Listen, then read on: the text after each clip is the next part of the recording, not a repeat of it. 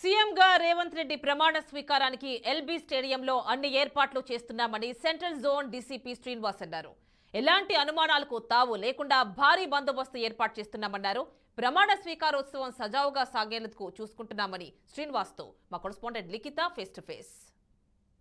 రేపు జరగబోయే ప్రమాణ స్వీకారానికి సంబంధించి ఇప్పటికే అన్ని ఏర్పాట్లు పూర్తయ్యాయి. ప్రస్తుతం మనతో మాట్లాడడానికి సెంట్రల్ జోన్ డీసీపీ శ్రీనివాస్ గారు అయితే ఉన్నారు. అన్నది మరిన్ని వివరాలు తెలుసుకునే ప్రయత్నం చేద్దాం. సార్, రేపైతే 150,000కు పైగా జనాలు వచ్చే అవకాశం ఉంది. దీనికి సంబంధించి ఎలాంటి ఏర్పాట్లు చేశారు? అదే మేమైతే మైన్యూట్ గా చాలా పెద్ద ఎత్తున బందోబస్తు ప్లాన్ చేసుకున్నామని చాలా సఫిషియంట్ ఫోర్స్ కూడా సీనియర్ ఆఫీసర్స్ ఇవ్వడం జరిగింది.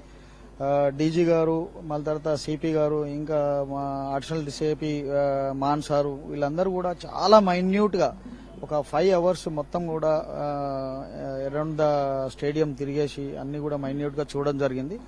దాన్ని చూసి డిజైన్ చేయడం జరిగింది. బందోబస్తు ప్లాన్స్ కూడా డిజైన్ చేయడం జరిగింది. లోపల మీరు అన్నట్టు కొద్దిగా కెపాసిటీ మాత్రం 30,000 ఉంటుంది. మిగతా బయట ఎట్లాగో బయట వెయిట్ చేస్తూ ఉంటారు కాబట్టి వాళ్ళందరికీ కూడా ఎక్కడ కూడా ఇబ్బంది లేకుండా LED screens, sufficient LED screens దాదాపుగా అది ఏపీఆర్ వాళ్ళు అంటే వాళ్ళు వేరే డిపార్ట్మెంట్ ఉంది, వాళ్ళందరూ కూడా సఫిషియంట్ గా ప్లాన్ చేసుకుంటున్నారు.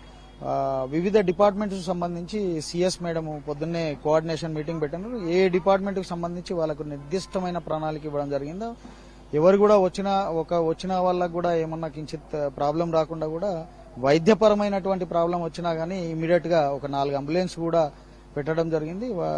హెల్త్ డిపార్ట్మెంట్ కూడా వచ్చేసి పార్టిసిపేట్ చేసి అందుబాటులో ఉంటుంది. ఈ వీఐపీ క్యాడర్ కావచ్చు, అలాగే నార్మల్ గా ఈయన అభిమానులు కావచ్చు, అంతేకాకుండా సామాన్య జనం కూడా ఎక్కువ మొత్తంలో వచ్చే అవకాశం ఉంది. వాళ్ళందరినీ ఏ గేట్ల నుండి రిలీజ్ చేసే అవకాశం ఉంది? ఇప్పుడు ఏంటంటే డిఫరెంట్ గేట్ల నుంచి వాళ్ళు లోపలికి రావడం జరుగుతూ ఉంది. మీరు అదే మొత్తం రావడం ఒక ఎత్తు అయితే, మళ్ళీ తర్వాత మీరు అన్నట్టు వాళ్ళను వెళ్ళడం ఒక ఎత్తు. సో అందుకనే గ్యాలరీ వైజ్ గా చాలా జాగ్రత్త, ఒకేసారి స్టాంపేడ్ కాకుండా సిపి గారు, డీజీ గారు నిర్దిష్టంగా దీని మీద కూడా చర్చించడం జరిగింది. మేము కూడా మైన్యూట్ గా ప్లాన్ చేసుకున్నాం. ఆ ప్లాన్ ప్రకారం కూడా అయిపోయిన తర్వాత గేట్ బై గేట్ అట్లా అని వదిలిపెట్టడానికి మేము ప్లాన్. అంటే రేపు హైదరాబాద్ నగరంలో దాదాపు 150,000కు పైగా జనాలు వచ్చే అవకాశం ఉంది. ఇతర రాష్ట్రాల నుండి వచ్చే అవకాశం కూడా ఉందని చెప్తున్నారు. సో దీనికి సంబంధించి ట్రాఫిక్ ఆంక్షలు కూడా ఉంటాయంటున్నారు. ఎలాంటి ఆంక్షలు పెట్టనున్నారు? ఏ రూట్లలో ఉండవున్నాయి? ఇప్పుడు ట్రాఫిక్ సంబంధించి అడిషనల్ సిపి సార్ ప్లాన్ చేసుకోవడం జరిగింది. సార్ ఇంకా కొద్దిసేపట్లో సార్ కూడా 5 hours నుంచి మొత్తం అన్ని రూట్లు చెక్ చేయడం జరిగింది.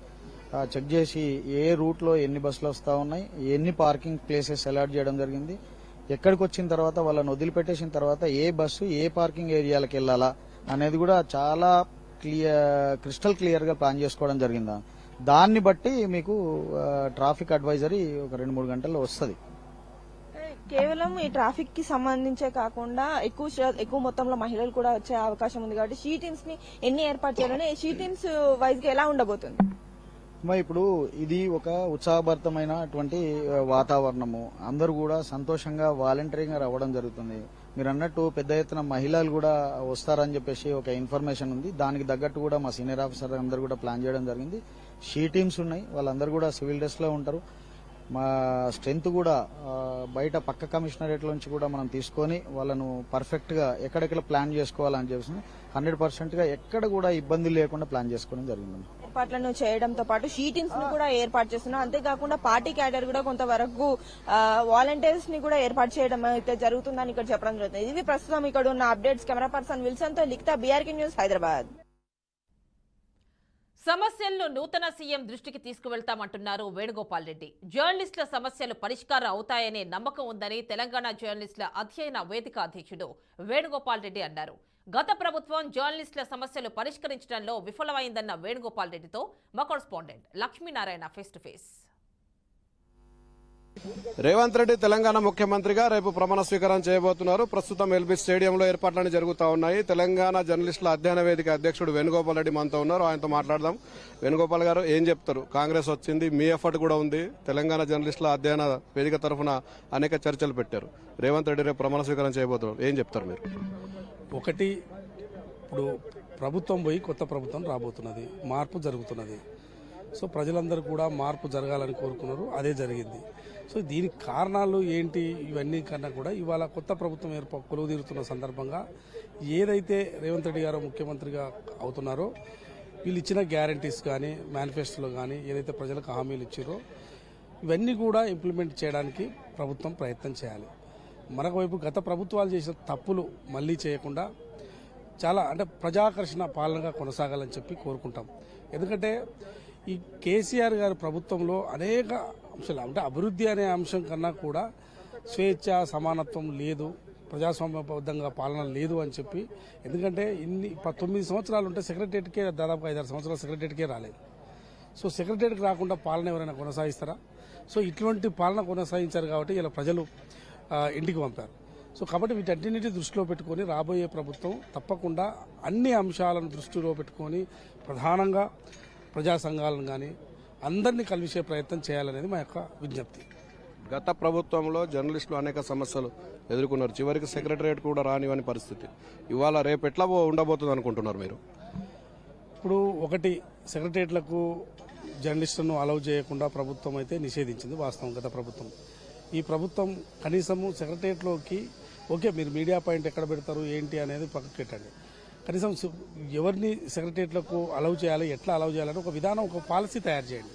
ఓకే జర్నలిస్టులు చాలా మంది ఉన్నారు, చాలా కథ ఉన్నది, మొత్తం కుప్పలు తిప్పలుగా వస్తే కూడా సెక్రటరియట్లో ఇబ్బంది ఉంటే మీకు ఏమైనా ఇబ్బంది ఉంటే ఉండొచ్చు, కానీ ఒక్కొక్క సంస్థ నుంచి ఎట్లా ఏందని ఒక పాలసీ తీసుకుని సెక్రటరియట్లకు జర్నలిస్టులను అలౌ చేసే ప్రయత్నం చేయాలి. ఇండిపెండెంట్ జర్నలిస్టులు ఉంటారు, సీనియర్లు ఉంటారు, వీళ్ళందరినీ కూడా అలౌ చేసేటందుకు ప్రభుత్వం కొత్త ప్రభుత్వం మాత్రం ఖచ్చితంగా నిర్ణయం తీసుకోవాలని చెప్పి డిమాండ్ చేస్తున్నాం. జర్నలిస్టుల ఇళ్లకు సంబంధించి చాలా పెద్ద సమస్యగా ఉంది, చాలా రోజులుగా చూస్తున్నారు. అది ఏ విధంగా పరిష్కారం అయ్యే అవకాశం ఉందని మీకు నమ్మకాలు ఉన్నాయా? పరిష్కారం అవుతాయని ఒకటి తెలంగాణ జర్నలిస్టుల అధ్యయన వేదిక తరపున కూడా వారి మేనిఫెస్టో రూపొందిస్తున్నప్పుడు మేము కూడా ఒక రిప్రజెంటేషన్ అందరం జర్నలిస్టుల తరపున ఒక రిప్రజెంటేషన్ ఇస్తాం. చాలా అనేక అంశాలను మేము అందులో పొందుపరిచినాం, దాదాపుగా 10 అంశాలను పొందుపరిచినాం. దాదాపుగా వాళ్ళు 6 అంశాలను అందులో పొందుపరిచారు. సో ఖచ్చితంగా కూడా జర్నలిస్టులకు ఇండ్ల స్థలాలు ఇండ్లకు సంబంధించి ఖచ్చితంగా ఇస్తామని చెప్పి కూడా చెప్పారు. ఇంకా పెండింగ్లో ఉన్నాయి కూడా పరిష్కరిస్తాము అని చెప్పి కూడా మేనిఫెస్టోలో పెట్టారు. సో జర్నలిస్టులకు సంబంధించి ఖచ్చితంగా మేమే ఇచ్చాము గతంలో, ఇప్పుడు కూడా మేమే వచ్చి ఇస్తామని చెప్పి కూడా వాళ్ళు చెప్తున్నారు. సుతం వచ్చిన తర్వాత కనీసం వాళ్ళకు ఒక 5-6 నెలలు సమయం ఇద్దాం. సమయం ఇచ్చిన తర్వాత సో ఇది పెద్ద ఇష్యూ కూడా కాదు జర్నలిస్టుల సమస్యలు పరిష్కరించడం అనేది.